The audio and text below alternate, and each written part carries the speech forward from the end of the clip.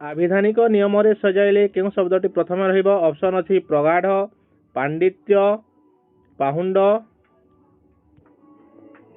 एवं प्राचीन प्रगाढ़ पांडित्य पाहुंड प्राचीन केउं शब्दटी प्रथम रहिबो देखंतु एठारे अछि प्राचीन प्रगाढ़ रफला थिबार प्रथम रहिबोनी ଏହା ଶେଷକୁ ଚାଲିଯିବ ତେଣୁ ପ୍ରଥମେ आकार वाला प्रथमे रहिबो तो पाहुंड हटा परे अछि अणरु अण आगरे आसीबो तेणु पांडित्य हेजिबो सठिक उत्तर अण परे आग रहिबो परे ह रहिबो तेणु प्रथमे पांडित्य ही हेबो सठिक उत्तर ठीक अछि केउटी सरल वाक्य भारतर राष्ट्रपति गत साधारणतंत्र दिवस रे विभिन्न वर्गर पिलांकु साहसिकता निमंते नवा दिल्ली रे सम्मानित करिथिले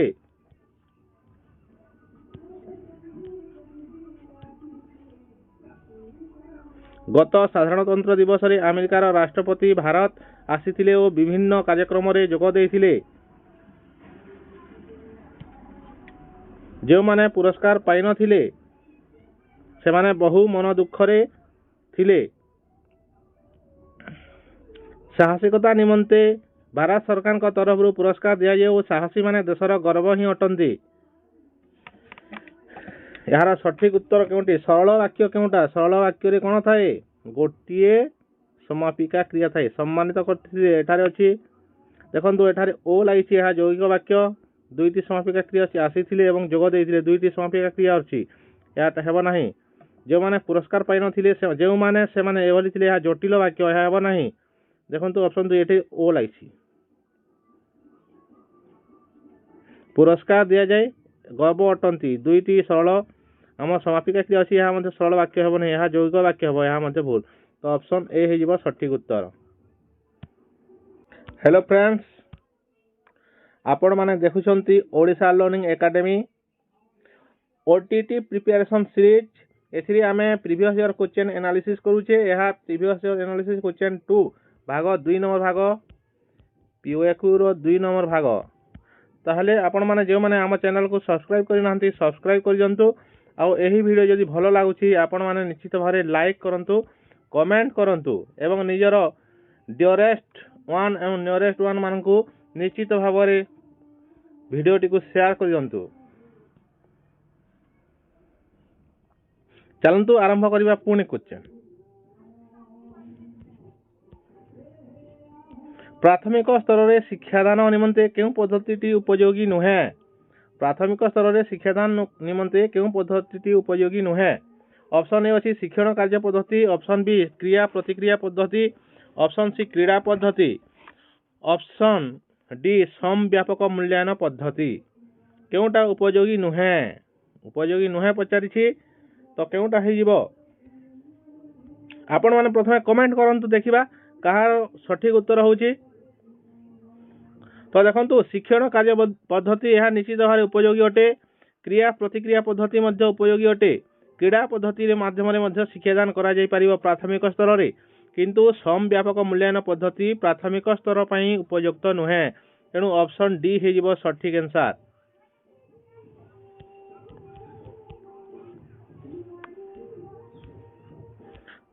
34 प्राक लिखन निमंते निम्नोक्त केउटी यथार्थ पंथा नुहे प्राक लिखन निमंते निम्नोक्त केउटी यथार्थ पंथा नुहे शिशु को फूल खड़ी धराई तीनोटी गोल मड़ाइबा बिंदु जोड़ी चित्र अंकिबा गार टाणी चित्र रे रंग देबा कलम धराई अक्षर लिखिबा को कहिबा प्राक लिखन निमंते केउटी यथार्थ पंथा नुहे देखंतु शिशु को फूल खड़ी धराई तीनोटी गोल मड़ाइबा ठीक अच्छे बिंदु जोड़ी चित्र अंकिबा बिंदु माने थाए एमिति चित्र अंकिबे एमिति शिक्षार्थी माने छोट छोट शिशु माने ठीक अच्छे यह मध्य ठीक अच्छे यह मध्य ठीक अच्छे यह ठीक अच्छे यह मध्य ठीक अच्छे गार टाणी चित्र रंग देवा मध्य ठीक अच्छे गार टाणीबे एमिति भाव रे आरो चित्र रे रंग देबे ठीक अच्छे यह मध्य ठीक अच्छे किंतु देखंतु कलम धराई अक्षर लिखिबा को कहिबा जेमिति अ आ एहा प्राक लिखन निमंते उपयुक्त नुहे ଏହା ଉପଯୁକ୍ତ ନୁହେଁ, ତେଣୁ ଏହା ହେଇଯିବ ସଠିକ ଆନ୍ସର। 35 କେଉଁଟି ସୃଜନାତ୍ମକ ଲିଖନରେ ସହାୟକ ହୋଇନଥାଏ କହିଛି, ନେଗେଟିଭ ପଚାରିଛି। ଚିତ୍ର ଦେଖି ଗଳ୍ପ ଲେଖିବା, ଅନୁଚ୍ଛେଦର ଅବିକଳ ନକଲ କରିବା, ଗୋଟିଏ ନାମକରଣକୁ ନେଇ ଗଳ୍ପ ଲେଖିବା, ତିନୋଟି ଶବ୍ଦକୁ ନେଇ ଅନୁଚ୍ଛେଦ ଲେଖିବା।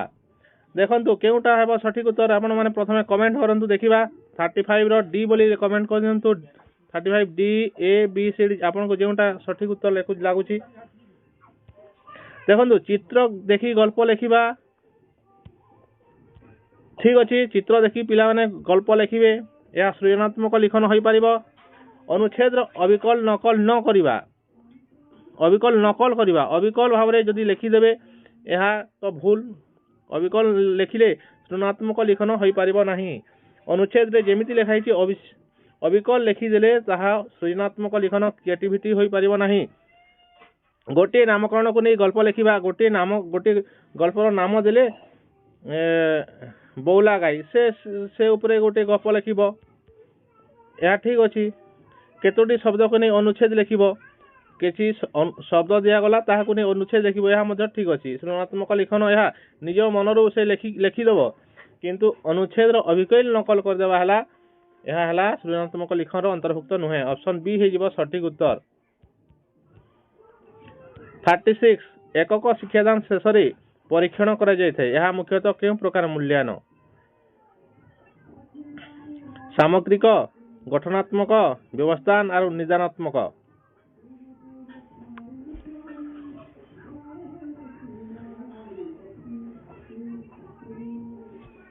ଦେଖନ୍ତୁ ଏକକ ଶିକ୍ଷାଦାନ ଶେଷରେ ପରୀକ୍ଷଣ କରାଯାଇଥାଏ, ସେଟା ନିଦାନାତ୍ମକ ନୁହେଁ, ବ୍ୟବସ୍ଥାନ ମଧ୍ୟ ନୁହେଁ।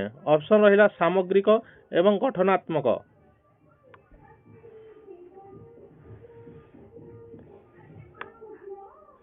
ତ ଏହାର ସଠିକ ଉତ୍ତର ହେଇଯିବ ଅପସନ ଏ ସାମଗ୍ରିକ।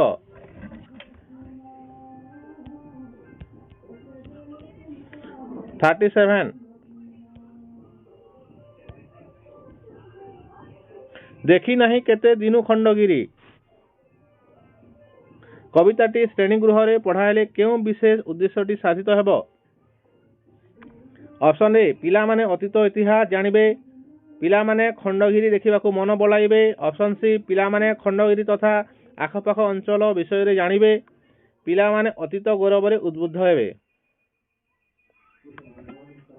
ତ ପିଲାମାନେ ଅତୀତ ଇତିହାସ ଜାଣିବେ କି କବିତାରେ ଅଛି କି ଅତୀତ ଇତିହାସ? ଏଟା ଇତିହାସ ବିଷୟ ନୁହେଁ, ତ ଏହା ଉପଯୁକ୍ତ ହେବ ନାହିଁ। ପିଲାମାନେ ଖଣ୍ଡଗିରି ଦେଖିବାକୁ ମନ ବଳାଇବେ କି? ଏମିତି ଯଦି ମନ ବଳାଇବେ ଖଣ୍ଡଗିରି ଦେଖିବା ପାଇଁ, ତାହେଲେ ଏହା ଉଦ୍ଦେଶ୍ୟ ନୁହେଁ, ଏହା ନିଶ୍ଚିତ ଭାବରେ ଉଦ୍ଦେଶ୍ୟ ନୁହେଁ। ପିଲାମାନେ ଖଣ୍ଡଗିରି ତଥା ଆଖପାଖ ଅଞ୍ଚଳ ବିଷୟରେ ଜାଣିବେ, ଯେତେବେଳେ ସେ କ୍ଷେତ୍ର ଭ୍ରମଣ କରିବେ, ସେହି ଅଞ୍ଚଳକୁ ବୁଲିଯିବେ, ତାହେଲେ ସେଇଟା ଜାଣିବେ, ତେଣୁ ଏହା ହେବ ନାହିଁ। ପିଲାମାନେ ଅତୀତ ଗୌରବରେ ଉଦ୍ବୁଦ୍ଧ ହେବେ, ଏହା ହେବ ସଠିକ ଉତ୍ତର।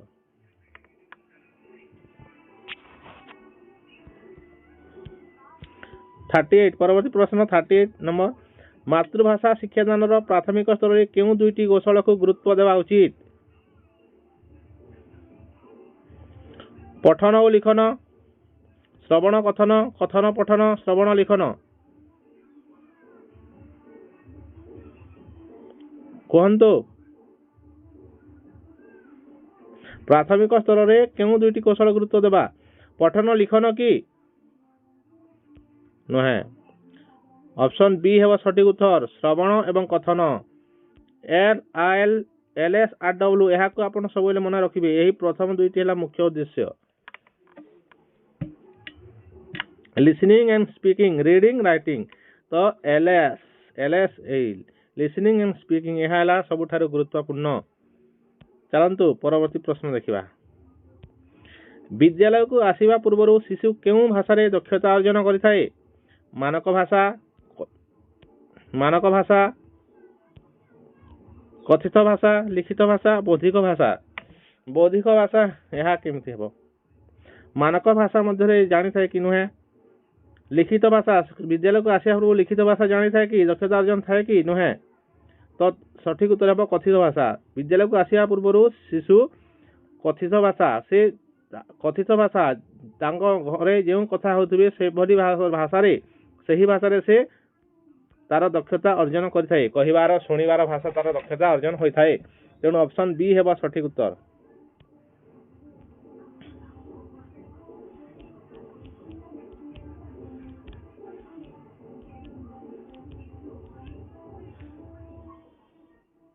नंबर 40 केउटी मातृभाषा शिक्षादान रे मूल्यांकन विधिर उद्देश्य संपर्कित नुहे नुहे 85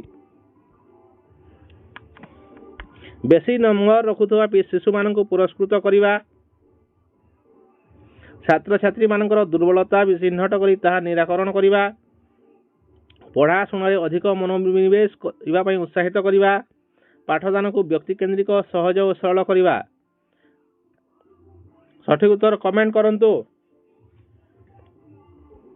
40 नंबर जदि ए हेबो 40 ए लिखंतु 40 रो जदि बी हेबो बी लिखंतु 40 सी जदि सी हेबो सी लिखंतु 40 रो जदि डी हेबो एमिति भाबरे 40 डी एमिति भाबरे लेखि के आपण माने कमेंट करंतु मु जानि परिबी आपण माने जानि छंती ना नाही तापरे मु आंसर कहबी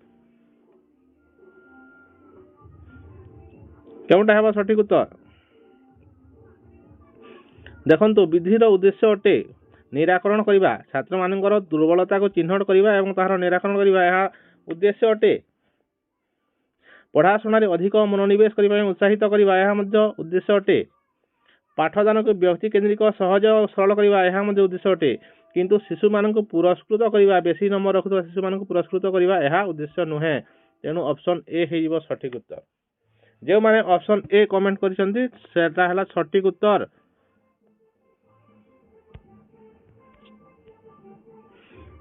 नंबर 41 बन्ना शुद्धि निराकरण पई केउटी अधिक उपयोगी। बन्ना शुद्धि निराकरण द्रुत पठन लिखन अभ्यास कथोपकथन विराम चिन्हर व्यवहार।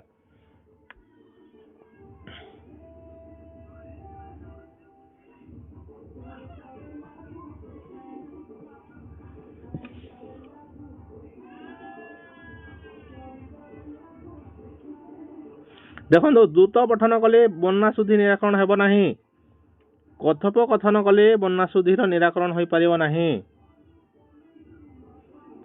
विराम चिन्हर केवल विराम चिन्हर व्यवहार कर देले हेब नाही यदि उपयुक्त जगह व्यवहार करू नाही। तेणु ऑप्शन बी लिखन अभ्यास जारी रहिले बन्ना शुद्धिर निराकरण धीरे धीरे होई परिबो या हेब सठिक उत्तर।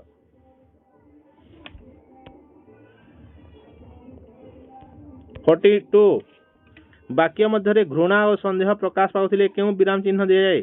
ऑप्शन ए उद्धृत ऑप्शन बी बंधनी ऑप्शन सी पूर्णछेद ऑप्शन डी विस्मय सूचक। कमेंट करंतु सठिक उत्तर केउटा हेबो।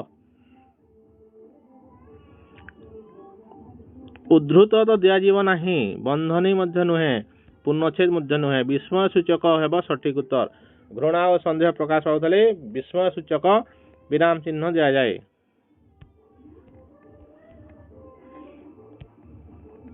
43 केउ वाक्यटी रे अशुद्धि नाही। राजांक विरुद्ध रे प्रजा माने युद्ध कले सावधानतार सह उत्तर लेख प्राची गगन रे सूर्य अस्त हले लेंबू अति चिपुड़िले पिता। अशुद्धि नाही केउठी रे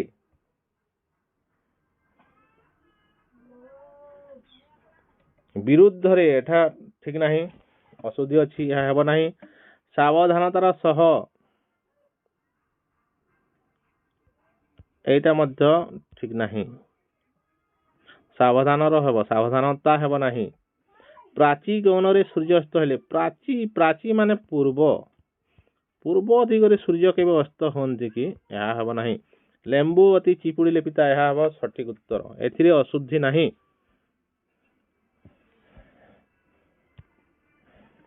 परिश्रमर फल मधुर अर्थ प्रकाश करुवा लोकवाणी चिन्हाओ। पेट पोष नाही दोष जत्न कले रत्न मिले बसिवा ठारू काशिवा बल हाथ अलसे निश बंगा।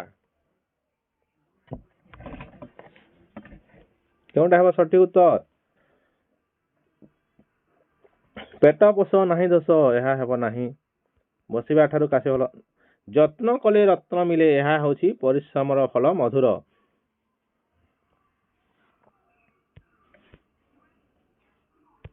କେଉଁଟି କୃଦନ୍ତ ପଦ?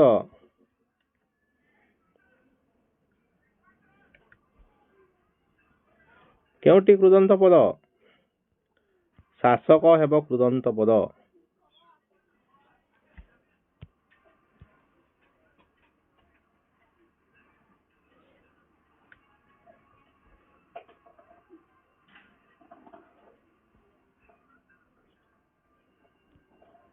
କେଉଁଟି ଶୁଦ୍ଧ ପଦ? ଅବଶୋଷ ଅବଶୋଷ ଅବଶୋଷ ଅବଶୋଷ। ଅବଶୋଷ କେମିତି ହେବ? ଅପସନ ସି ହେବ ସଠିକ ଉତ୍ତର।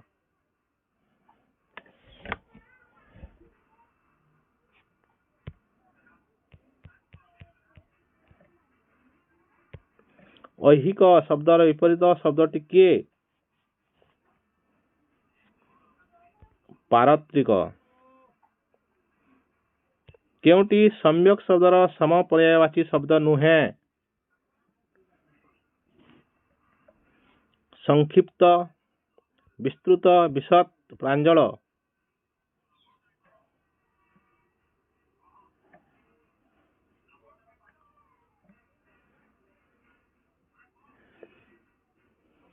यार ऑप्शन है ए सम्यक भाव विस्तृत भाव विशद भाव प्रांजल भाव माने यह डिस्क्राइब कर किंतु संक्षिप्त अति छोट को कम को बुझाऊँ।